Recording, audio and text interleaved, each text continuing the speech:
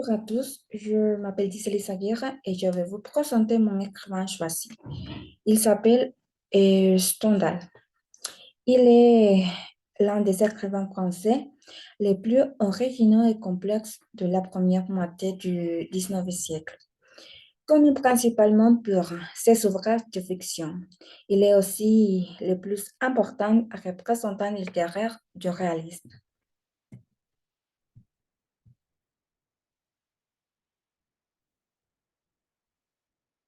Son naissance.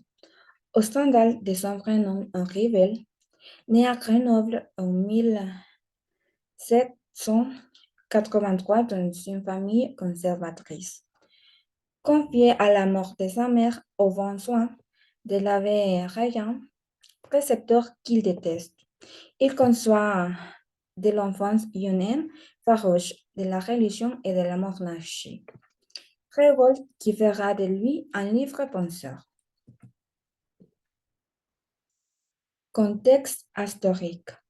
En 1800, il s'engageait dans l'armée de Napoléon. Il entame une carrière qui le mène au Conseil d'État où il est nommé en 1810 auditeur, puis inspecteur du mobilier et des bâtiments de la couronne. La chute de l'Empire met fin à cette haute fonction. Libéré de toute obligation, il part s'installer à Milan, qu'il déclare sa terre d'élection. C'est alors qu'il fait ses débuts littéraires avec Lévi de Haet, Mozart et Métastas en 1815. En 1817, avec l'histoire de la peinture en Italie, signant pour la première fois avec du pseudonyme de Stendhal.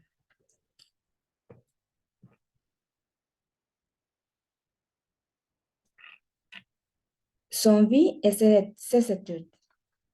Famille. Son père, Jérôme Vell, était avocat à la haute cour de justice de Grenoble.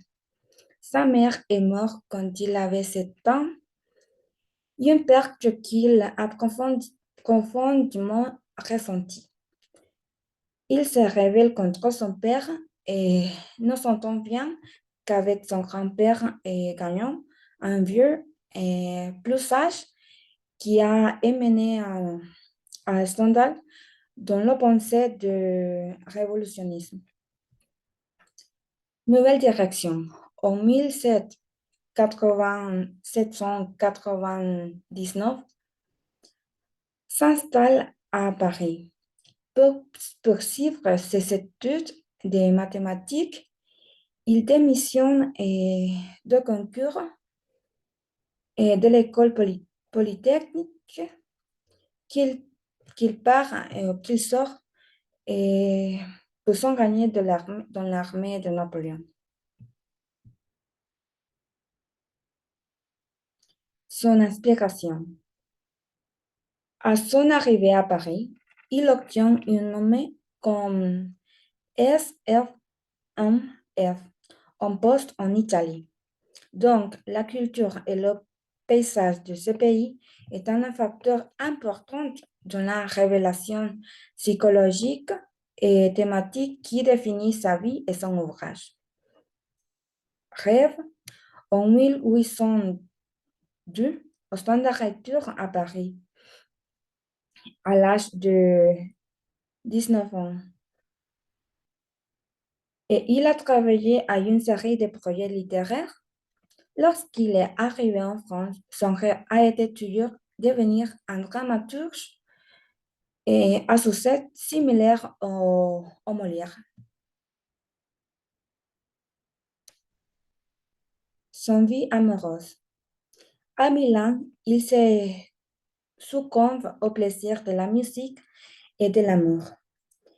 Il entretient une relation orageuse avec une beauté italienne, Angela Pietracru, et s'emprunte et Domitille Don Bosca. sans voir sa pension récompensée. Contraint de quitter l'Italie, il retourne à Paris. Cet amour reçu avec Mathilde lui inspire une analyse de l'amour et son ouvrage de l'amour écrit en 1822. Ses œuvres principales sont Les Rouges et le Noir, Vanina Vanini, La Chartreuse de Parme et De la mort.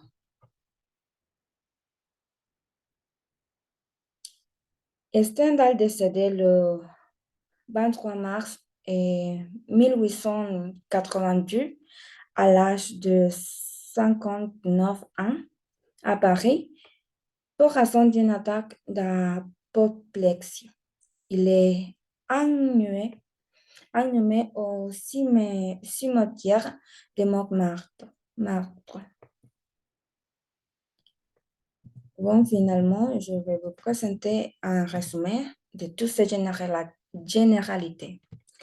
Il naît le 23 janvier 1783 à Grenoble, en France.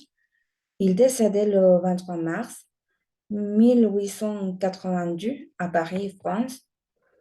Ses ouvrages remarquables, Lucien Levin, Mémoire d'un égoïste, de la mort, Racine et Shakespeare, La Chartreuse de Parme, La vie de Henri Brulard, Le Rouge et le Noir. Son style, c'est le romantisme, et ses sujets d'étude sont le romantisme et en même temps le réalisme et la fiction. Merci.